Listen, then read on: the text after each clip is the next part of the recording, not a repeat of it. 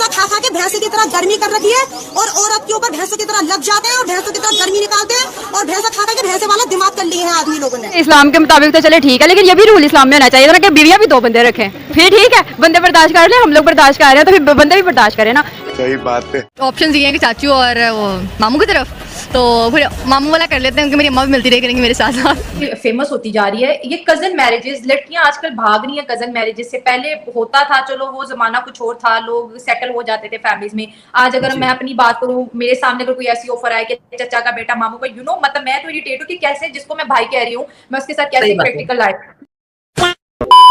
दोस्तों जय श्री राम। तो भाई एक ऐसे टॉपिक पर बात कर रहे हैं क्योंकि पाकिस्तान के अंदर एक ऐसा रूल आया है जिसमें कोई भी मुस्लिम 4 शादी कर सकता है और अपनी बीवी से बिना पूछे, यानी कि एक शादी कर ली, बीवी की इजाजत की जरूरत नहीं है, दूसरी शादी कर सकता है।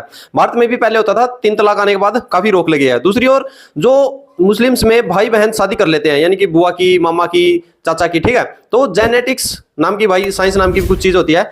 वीडियो के एंड में बात करेंगे पूरी टॉपिक पर। वीडियो शुरू करते हैं। कि पहली बीवी की इजाजत के बगैर मर्द दूसरी शादी कर सकता है, आप क्या समझते हैं ये कैसा फैसला है? ये मेरे ख्याल से तो ये अच्छा फैसला नहीं है, बिल्कुल भी अच्छा फैसला नहीं है। क्यों अच्छा फैसला नहीं है?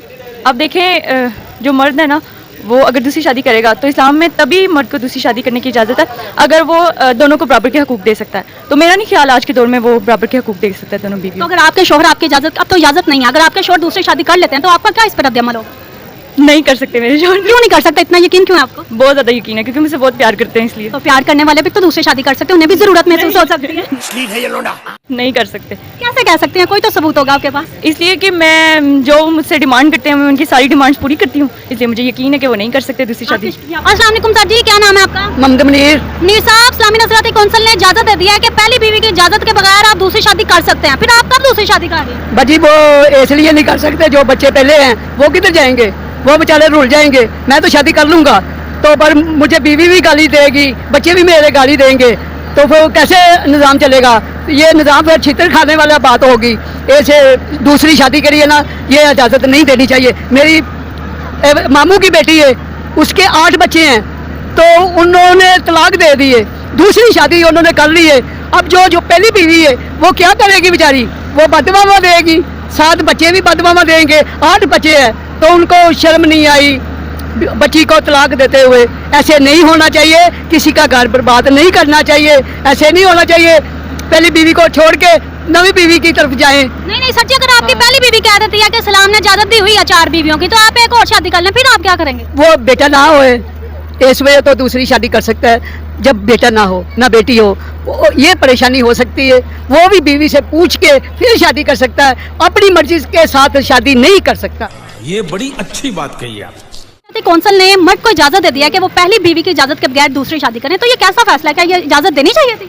हाँ, नहीं, इजाज़त तो नहीं देनी चाहिए थी, लेकिन बर्दाश्त तो नहीं होता। लेकिन मैं कहती हूँ कि इस्लाम के मुताबिक तो चले ठीक है, लेकिन ये भी रूल इस्लाम में होना चाहिए ना कि बीवियां भी 2 बंदे रखें, फिर ठीक है। बंदे बर्दाश्त कर ले, हम लोग बर्दाश्त कर रहे हैं तो फिर बंदे भी बर्दाश्त करें ना। शाबाश बेटा, बहुत बढ़िया। हम लोग 2 बंदे रखें। क्यों बर्दाश्त नहीं कर सकते? इस्लाम का फैसला है, एक अच्छी बात है। अगर किसी जरूरत के तहत अगर मर्द 4 बीवी की जरूरतें पूरी कर सकता है तो ये कर लेना चाहिए उसे। क्यों कर लेना चाहिए? हम लोग मारेंगे पहले या किस लिए लेके आते हैं जो दूसरियों की जरूरत पड़ी है? औरत ही है, एक भी औरत है, 2 भी औरतें हैं। लेकिन ये मैं कहती हूँ कि इनको चाहिए कि इस्लाम में तो है, लेकिन ना उनको चाहिए कि ना ये भी अलाउ कर दें, इस्लाम भी से ये रिक्वेस्ट अलाउ कर दें कि बीवियां भी 2 बंदे रखें, फिर देखेंगे मर्द बर्दाश्त करते हैं कि नहीं। प्यारी समझ गई। अगर आपके खामन, आपकी इजाजत तो है ही नहीं वैसे भी अब, और अगर आपके खामन दूसरी शादी कर लेते हैं तो आप क्या करेंगे? कर लेना, फिर हम लोग भी दूसरे ढूंढ लेंगे। यही हो सकता है। ये बातें बताई नहीं जाती, नजर लग जाती है।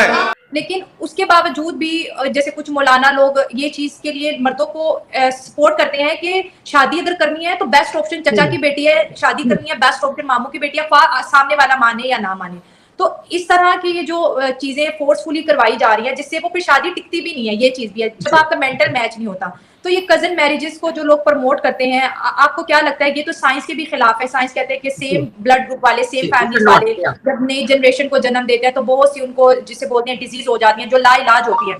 तो उसके बावजूद भी जो इस्लामिक दुनिया के लोग हैं, अगर हमें कोई सुन रहा है, तो वो क्यों अपनी बच्चियों को अपने ही भाइयों से उसकी शादी करवा देते हैं?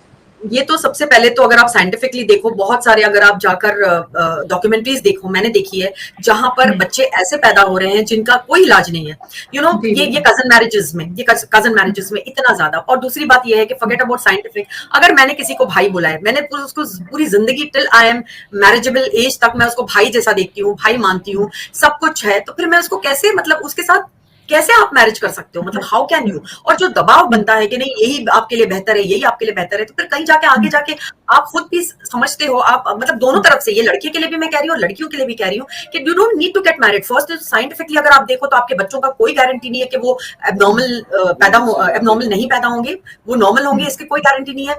दूसरी बात ये भी है कि आप ये समझो कि जिसको आप एक बहन की तरह देखते हो, चलो लड़कों की तो मैं बात नहीं कहती हूँ, लड़कियों की स्पेशली, कि आप भाईजान और फिर एकदम से आपको उसको कबूल करना पड़ता है, you have to get married, ये पूरी चीज बंद होनी चाहिए। मुझे ऐसा लगता है कि ये पूरी चीज को खत्म हो जाना चाहिए।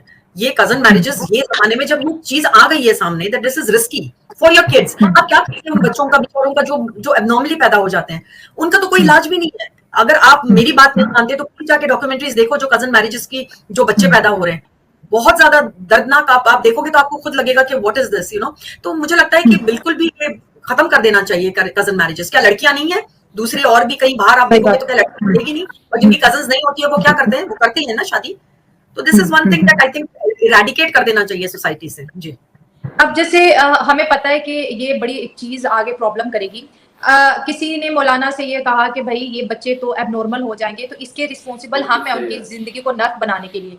तो उनका कहना ये कि जो रूह अल्लाह ने भेजनी है, अगर वो माजूर है तो आप उसको वैसे ही पैदा करो, ये आप पे फर्ज है। तो आप जो है उसके लिए खुद को ब्लेम ना करो, क्योंकि ये ऊपर वाले की मर्जी। बच्चे ज्यादा हो गए तो ये ऊपर वाले की मर्जी, तो जो गलत काम कर दिया तो ये शैतान ने करा दिया। अब जब इंसान को हम कहते हैं कि इस कायनात में, अगर साइंस हमें जानवर की कहती है ना साइंस, तो सबसे अक्लमंद हम हैं, लेकिन हम हर गलती का मुद्दा गॉड पे डाल देते हैं, हर गलती का मुद्दा नेचर पे, कल्चर पे डाल देते हैं। तो ये कब तक खुद से ही नजरें चुराते रहेंगे, खुद से ही भागते? कोई इंसान खुद से कैसे झूठ बोल सकता है? मुझे ऐसा लगता है कि जो मौलाना ये कहते हैं ना कि ठीक है पैदा कर लो, मुझे लगता है कि मौलाना से लिख के ले लो भाई कि मेरे अगर ऐसा बच्चा होगा तो तुम पाल के दे देना, मुझे संभालने के लिए तुम तैयार हो जाना, ठीक है। तो जो मौलाना यहाँ बैठ के जो जितनी बकवास करते रहते हैं ना, मुझे ऐसा लगता है इनको तो सही में मैं क्या कहूँ शाइला, मतलब मुझे समझ में नहीं आता है कि आप बच्चे पैदा करो, चाहे वो एबनॉर्मल हो, आप बच्चे पैदा करो, बस कोई प्रॉब्लम नहीं है। आपको पता है एक एबनॉर्मल बच्चा जो बेचारा दिमाग से थोड़ा सा अगर जरा सा भी कमजोर होता है, उसकी क्या हालत होती है सोसाइटी में, उसके माँ बाप को कितनी परेशानी होती है उसको बड़ा करने में, उसको सोसाइटी में क्या क्या कितनी जिल्लत और कैसी जिंदगी गुजारनी पड़ती है। तो ये मौलाना को बोलो कि मौलाना तुम एक काम करो, हम बच्चे पैदा करेंगे, अगर ऐसे बच्चे होंगे तो आप प्लीज थोड़ा हमारे पास आके उनको संभाला करें, तब देखना। तो भाई आप लोगों ने वीडियो देखी, देखो हर कोई तो पाकिस्तान में ऐसा नहीं है भाई जैसा यानी कि दिखा जाता है, बताया जाता है, ठीक है। जो एजुकेटेड है, जैसे वीडियो में ही देखी थी भाई, वो बड़े स्टार्टिंग में बड़े अच्छे कपल थे, दोनों बड़े मिलजुल कर रहते हैं। तो जो अनएजुकेटेड है, यानी कि जो पुराने ख्यालात के हैं, और उनके ख्यालात कौन बदलते हैं? मौलाना, मौलवी, ठीक है, मुल्ला। तो अब जैसा कि हमारी बहन ने बताया, परवीन ने, तो जो इन पर दबाव डाला जाता है, मुस्लिम जो समाज है उस पर दबाव डाला जाता है कि भाई कजन मैरिज के लिए तुम्हें करनी ही पड़ेगी।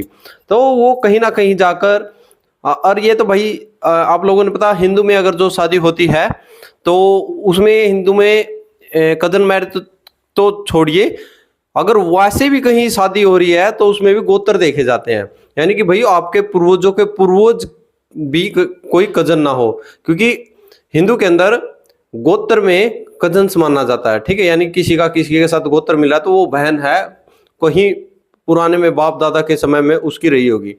तो हिंदू की और मुस्लिम की जो बच्चे हैं ना, उसमें आप देखिए मुस्लिम के बच्चे ज्यादा परसेंटेज में हैंडीकैप मिले, वो क्यों? कजन मैरिज की वजह से। आप लोग कह रहे हैं कमेंट सेक्शन में, जय हिंद, जय भारत, जय श्री राम।